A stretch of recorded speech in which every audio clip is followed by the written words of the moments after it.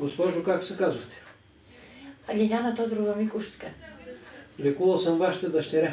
Да, Радостина Цочева Бешева се казва тя. Какво е имала тя?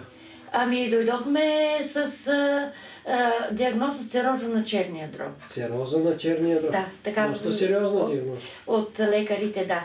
Вие обаче тогава не казахте за такова нещо. Да. Казахте, че черният дроб е действително увеличен, Да. че е твърд, и ни изписахте билките. Така. За жлъчката, съответно за черния дроб, за нерви ни давахте. Да. Даже тя имаше едно главоболие в главата.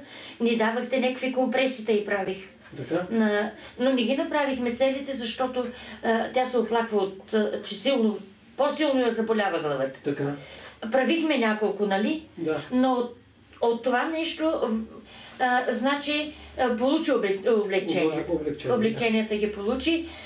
Черния дроб се изчистиха от жлъчката камъните. Даже ние 2 пъти идвахме. Да, рецептите. И се почувства много добре. След това се счупи кръка. Да. Премина през операции. Много тежки операции прекара. Идвахме при вас, вие, но не мога да кажа точно какво и дадохте. Да, значение. Дадохте и някакви пак билки, нещо. И стъпи на крака си и в момента е в Кипър.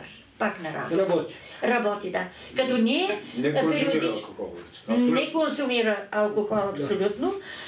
И ние си идваме, обаче отпред си взимаме билките и се заминаваме. Значи работи и се чувства добре. Да.